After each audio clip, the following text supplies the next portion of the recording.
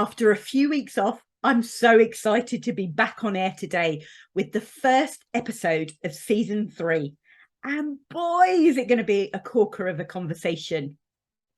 I heard my guest speak recently, and as I was furiously trying to write down and capture all her amazing content, I was also thinking, I have to get this woman on the show because her message is such an important one. It's one that is important to every single one of us. But I thought it would have real resonance for those of us working in higher education, especially at this time of the year as we begin to recover from the start of session and students are settling into university life. Starting out her career in marketing, she retrained in 2011 as a clinical hypnotherapist. And since then, she's been helping people understand how their own thoughts and behaviours create anxiety. She's also been helping them increase their mental resilience.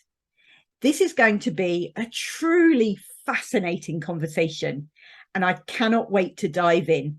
So please welcome Caroline Kavanagh.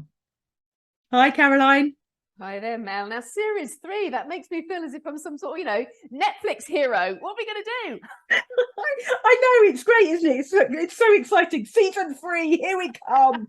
Massive opening. Over to you.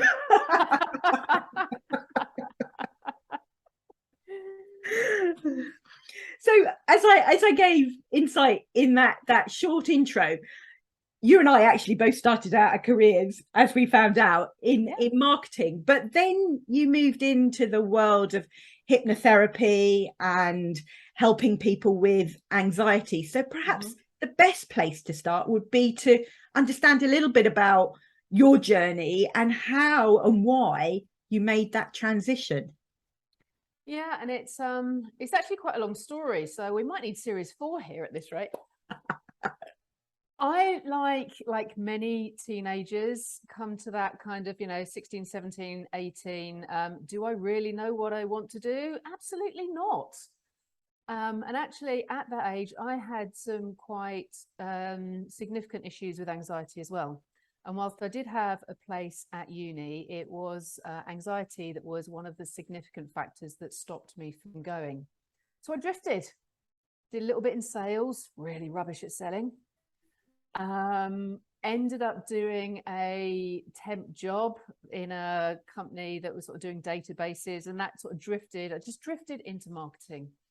But I'd always had an interest in psychology and why do people do what they do.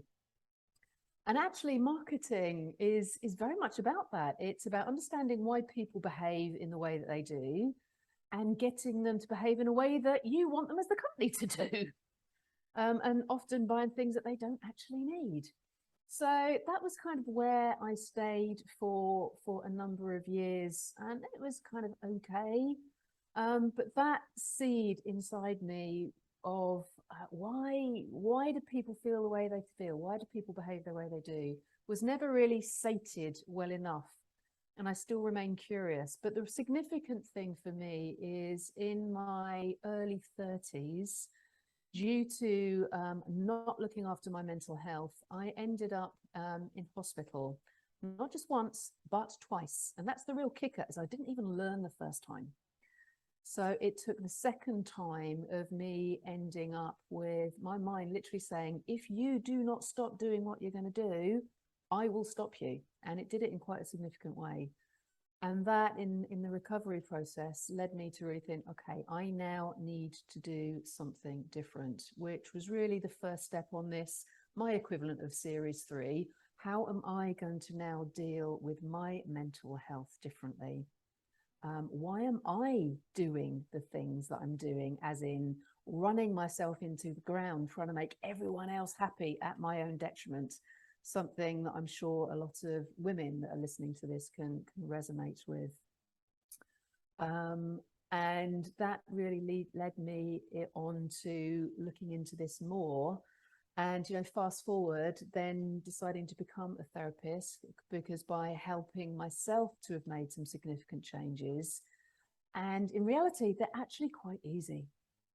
And so I can now always remain 1 or 2 steps ahead of everyone else and teach other people what I'm learning so they can get there very quickly too.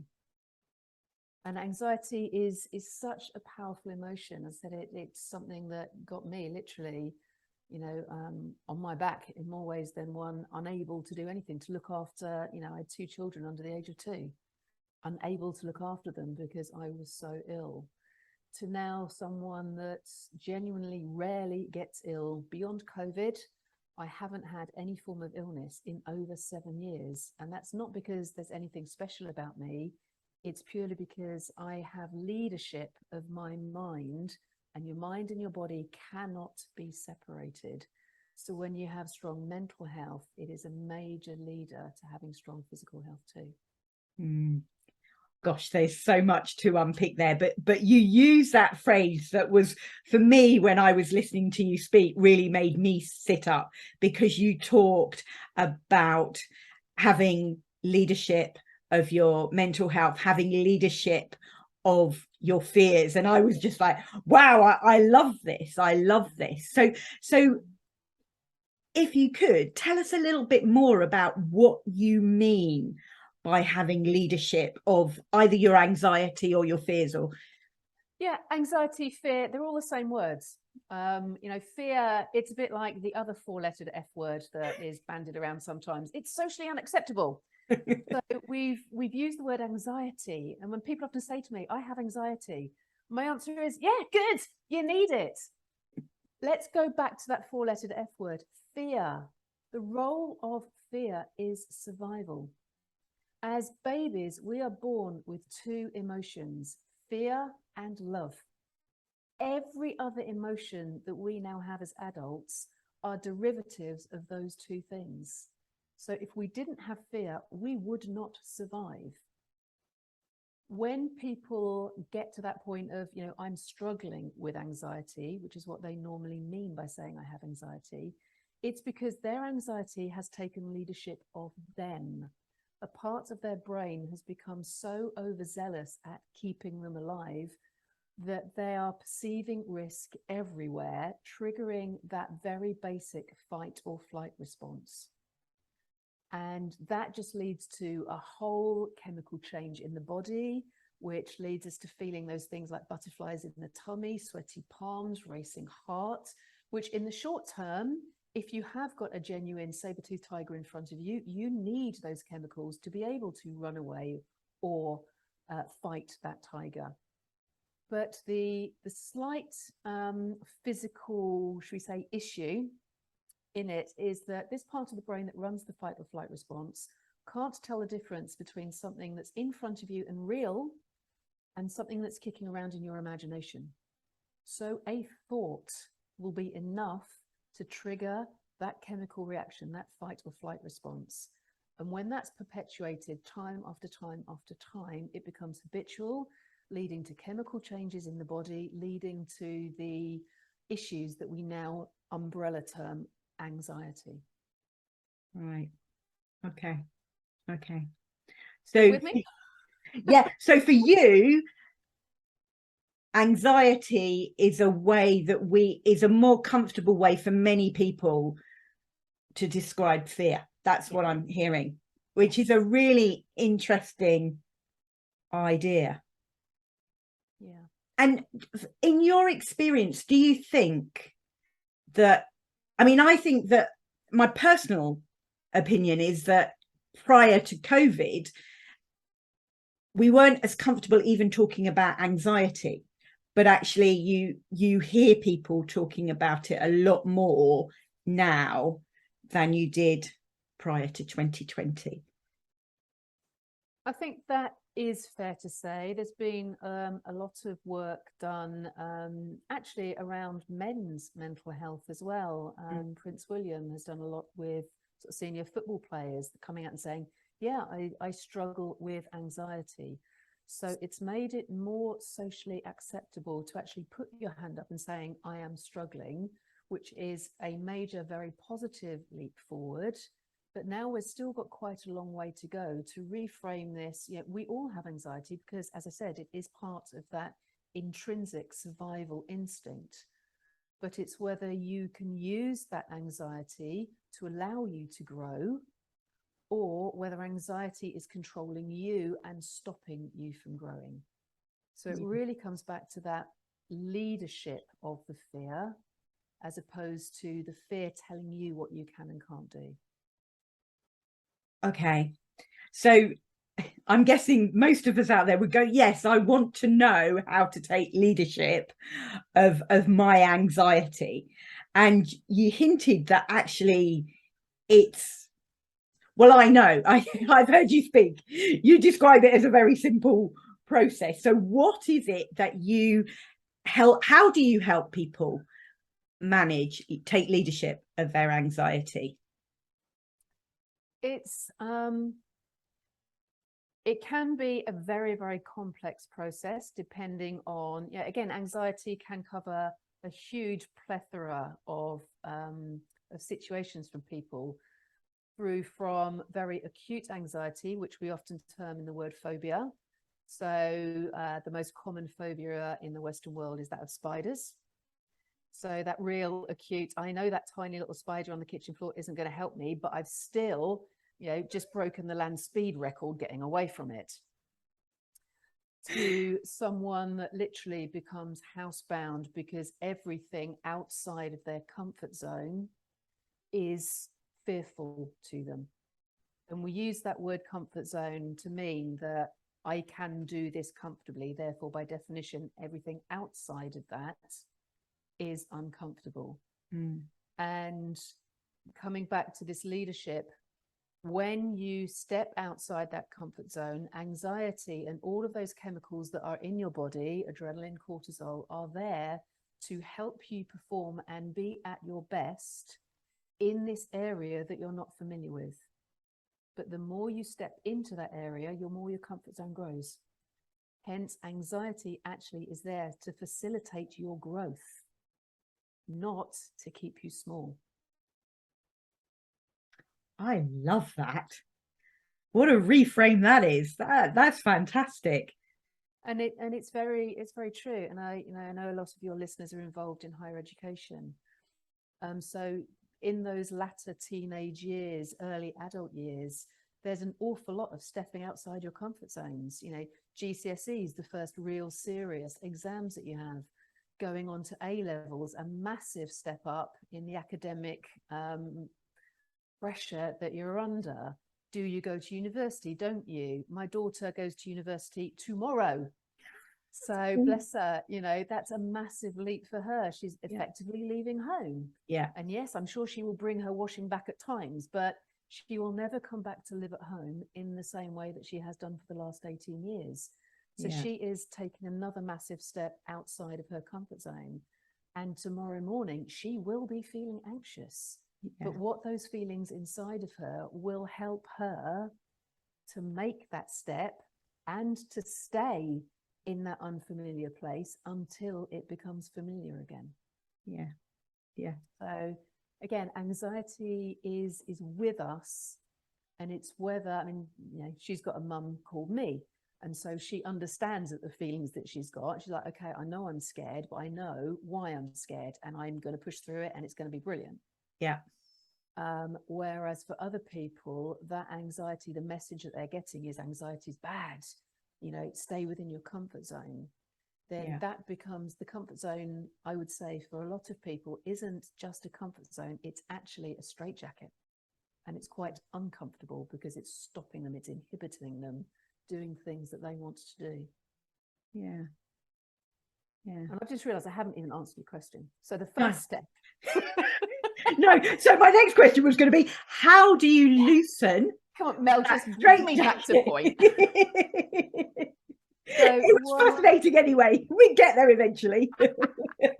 So one of the first things that I do or help people to understand is how their minds are actually working. So we talk an awful lot more about the role of the mind, the role of fear, and the fact that you have two parts of your mind.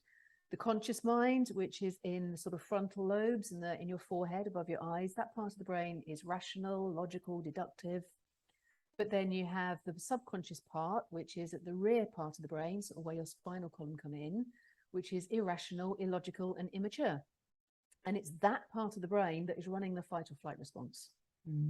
So when we are in that fight or flight, that anxiety mode, we are being operated by a 4-year-old. Yeah, which is why we often do things that when we look back on it and go, why on earth did I do that? So one of the first things that you can do to help gain leadership of your mind is bring that conscious, rational, logical part of your brain back onto the table, into the game, as soon as you recognize those feelings of anxiety coming up. And the easiest way to do that is to ask yourself, is what I'm scared at, is the anxiety I'm feeling at the moment in reaction to something real, or is it imagined? And this is what is called clinically a pattern interrupt. It's just changing that thought process. And just by asking yourself, is it real? Is there a saber-toothed tiger in front of me? Or am I feeling anxious because I'm worried about the exams that are 3 weeks away? As soon as you recognize, actually, it's something that's 3 weeks away, you've already shortened that pattern of the fight or flight response, because your intellectual mind has come back on board and answered, it's not real. You've changed how your brain is working, and you have got a little bit of reins of control of how your brain is working now. And the more you do that, the quicker you start to realize that so many things that you worry about triggering that anxiety isn't real. Yeah, and for anyone that has sort of phobias, or like the spider phobia, I know you nodded yourself there. Do you know yourself, after you've run away, that little spider doesn't harm? It cannot. There's no tiny spiders in the kitchen in the UK that is going to give mortal damage. But your subconscious mind is in leadership at that point. So as soon as you're able to go, can this hurt me? You've given that little window for your conscious mind to come on board and go, no, of course not. Therefore, you change your relationship with that fear. And you put distance between it, don't you? In some ways, just by asking that question, is this real or am I imagining it? In some ways, you're giving yourself a break rather than that immediate knee-jerk reaction. You're absolutely right. And I say that the clinical term is a pattern interrupt. You're just causing that break in a natural flow of things that would otherwise happen. And it's really powerful, and that break can be done in a number of ways. So sometimes I say to people, literally just ask yourself that question. You can feel your hands getting sweaty or your heart racing and just going, why am I doing this? What am I reacting to? Or for others, it may be, I've taught people to like physically take a step back. And that becomes a physical pattern interrupt. It might be just take a really deep breath. And in that breath, again, neurologically, there's something that happens inside your mind that allows that conscious control to get a foot back in the door. So there's a number of things that you can do. And they all work into bringing the conscious mind back into the game. So you have got the rational, mature parts making the decisions rather than the 4-year-old. Love that. So that for you is the first step in taking leadership of your mind. Yes, I mean, I found that, I've been doing this work for 12 years now, and that has become the most concrete foundation that we start from. There's many other things that you can do, but unless you can get your conscious mind back into the game and start to have that leadership of how you're using your mind, all of these other wonderful tools that are available, it's like building the house on sand. It's never going to be as secure. This is the rock. This is the bed that you can then start to build on those and go, okay, yes, perhaps this risk is real. So one of the stories that I shared in the talk that you heard is I worked with a client who was the victim of an armed robbery. But she was able to make a decision that I would propose actually kept her alive, stopped her from being probably raped, if not killed. You know, as an armed gunman came into her bedroom. Yeah. Because she had leadership in her mind, brought the conscious mind back into the remit and said, what's the best way to deal with this situation? Give the robber what he wants, the cash out of the safe. Yeah. Whereas her mum lay in the bed beside her, absolutely paralyzed with fear, not being able to move. You know, we talk about the fight or flight response. It's actually fight, flight, or freeze. Freeze being the most primitive of those three. But her mum, who hadn't got leadership of mind, became completely disabled. Whereas my client, because she'd learned to do, you know, had really strong leadership of her mind, consciously thought, okay, what is the best thing I can do in this situation? When I do all of my speaking, I do get anxious before, because a natural fear for most of us is the fear of making a fool of yourself, you know, forgetting your words, being an idiot. But I can recognize that, yes, that adrenaline in my system is also going to help to perform better. You know, it's going to heighten my senses. It's going to make my brain more alert. And I will give leadership to that alertness to perform the best that I possibly can. So I know that when I go onto stage and my palms are a bit sweaty and I'm feeling a bit nauseous, I actually say to myself, thank you. Thank you for creating this internal environment that's allowing me to perform in 6th gear rather than 1st gear. And anyone that walks onto stage or, you know, goes into an exam in 1st gear isn't going to perform. Yeah. So hence, anxiety is a good thing. It's learning how to use it. Yeah. So for you, once you have identified whether it is real or imagined, what's the next step in the process? So once you become familiar with, okay, this is a real risk, this is just my imagination, in which case, you know, I can deal with that imagination and dissociate from it, it creates a much more solid grounding for the perception of risk. So we've just touched on, you know, the comfort zone. Outside the comfort zone, there is risk because you are not familiar to it. Therefore, the further you step outside the comfort zone, the higher the risk. So you then become more aware of, do I want to take a baby step into that comfort zone, which is absolutely fine? Am I going to take a moon-sized leap, which again is absolutely fine, but it is going to be more costly to you in terms of the fear that you experience. Yeah. But the reality is, the more you step outside of your comfort zone, the easier it becomes to step outside of your comfort zone. Yeah, and there's a lovely little model that I share with people. If you think about a comfort zone being like a meter by meter square box, if you step outside of your comfort zone and change it to 2 meters by 2 meters, that's actually quite a big step. You've increased from 1 meter to 2 meters. That's 100%. It's a big deal. But your comfort zone is now 4 meters. So it's grown significantly from where it was. You then stay in that comfort zone for a little while until you go, oh, what's the other side of this? So you may then take another meter step. So it's the same size step as the other one, but now to go from 2 meters to 3 meters, proportionally, that's only 50%. Yeah. And you've now got a 9 meter square box.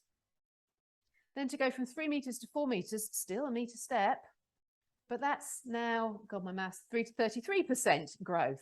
4 meters to 5 meters, only 25% growth. But each time the step is exactly the same size. Yeah. And people often say to me, oh my God, Caroline, you don't get nervous about anything. Yes, I do. But my comfort zone is about 29 meters square now. Yeah. So for me to go from 29 to 30 is actually relatively easy. So actually, like most things, taking that very first step is the biggest and most challenging one, and the one that I guess is where you help people the most.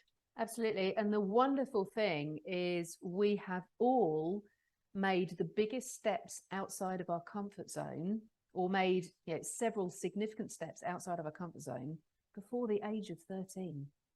Mm.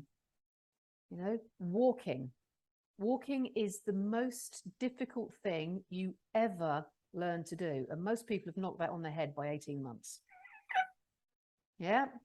You then at some point will be left alone, either in a preschool, nursery, childminder, or primary school. That's one heck of a comfort zone change. Mm. From primary school to secondary school, from secondary school perhaps to sixth form, from sixth form to uni. These are all significant, massive steps that we all, with the odd exception, do. And again, when therapeutically you can help someone understand, you have stepped outside your comfort zone so many times now, this proportionally to what you've already done is a drop in the ocean. Mm. And again, that just change of perspective. People go, oh yeah, I can do this. Mm. But suddenly something that was like that 1 meter to 2 meters vast was like, oh, I'm already at 8 meters to go to 9 meters. Oh, I can do that. Yeah. And everything, as you're talking, everything that you're saying is taking sort of fears, anxiety, words that I think often have a very negative connotation, or they do, and actually spinning it, aren't you, and flipping it so that it actually becomes very positive, and you look at everything that you've done in order to be able to overcome whatever it is that is sat in front of you. Yeah. And this is, yet another way of giving leadership to your mind. Within that 4-year-old part of the brain, there's what I call the database. It's a part of your brain that stores every memory experience you've ever had. And it's like, it makes Google look like a drop in the ocean. But it's that receptacle that our brain is using all the time to say, have I done this before? What was the outcome? Was it good? Should I change something? Mm. When you learn to really access that and use that and go, actually, I have done this so many times before, it becomes much easier to do. So again, it's just another way of using what you already have in your mind, but schools don't teach you this. Yeah. Mental health is still such a minor element of the national curriculum. So children are not taught how to give leadership to the mind, how to access that database, how to draw on things. And there's another lovely technique that is so powerful but so simple, and it's called flip it. So when your brain asks you a question, when you're outside of that comfort zone and that survival instinct is going, what if this all goes wrong? What if I do make a complete muppet myself? What if everybody hates me? What do you notice about those questions? They're all negative. Yeah. Yeah. And what the brain will do, what the subconscious mind does, it will answer whatever question you give it. So if you say to it, well, what if I don't make any friends at uni? Well, you'll be really lonely, and then you'll depression, and then, well, you'll probably die. Yeah. Okay, I'm being a little bit facetious. Obviously there is a serious element to that, but that's the pattern, the sort of pattern the brain goes down. You give it a little carrot and it's gone off and created a complete garden. And so the leadership again comes into phrase as soon as you recognize that you are entertaining those negative questions. Just flip them, because your brain doesn't care what is being asked. So what if I don't make any friends? What if I do? Well, if you do make loads of friends, I'll be really popular and blah, blah, blah. And off it goes down that track. Yeah. Yeah. What if I make a complete fool of myself? What if you don't? And so you're just, again, giving leadership to your mind by deciding what questions you are asking it. And your mind will happily toddle along and follow. Yeah.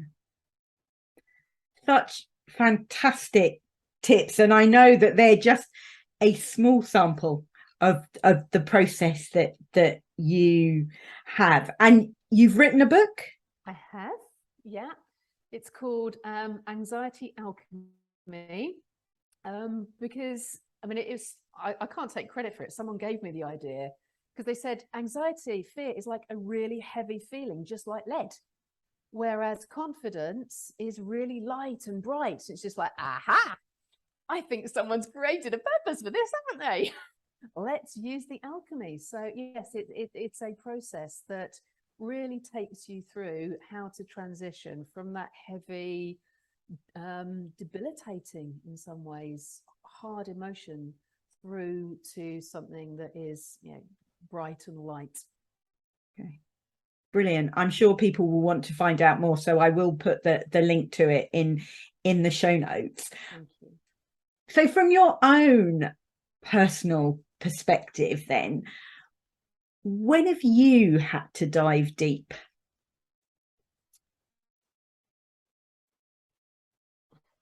I think probably there's a number of times, I think, like many of us had.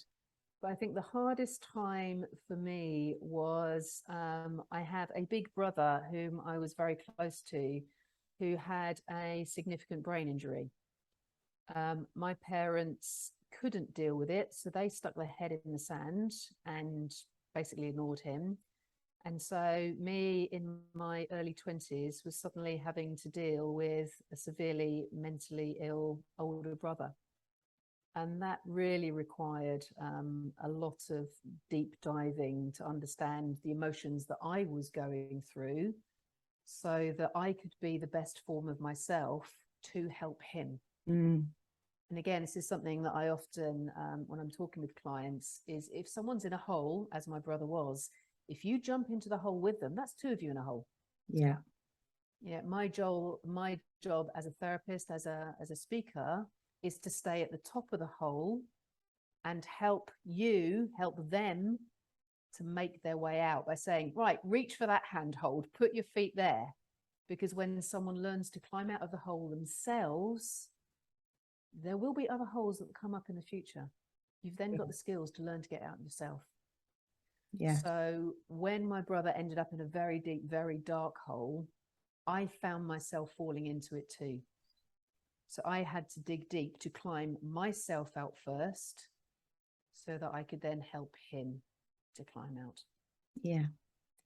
Thank you for sharing that. And I think that that is such an important message, because I think that we know it mentally. We get that. I've so many people talk about it, but actually doing it is the challenge, isn't it? Yeah. Because sometimes it is just easier to just jump in. Yeah. And it's I often hear that thing about on an aeroplane, put your own oxygen mask on before you do the others. That's the same with mental health as well. By investing in getting your mental health, your leadership of your anxiety, your fears strong, you are then better resourced to help others. Yeah. And that's true, of parents, of educators. Be the role model that all the people in your class are looking up to. If you can demonstrate the leadership of your mind, they pick it up by osmosis. Yeah.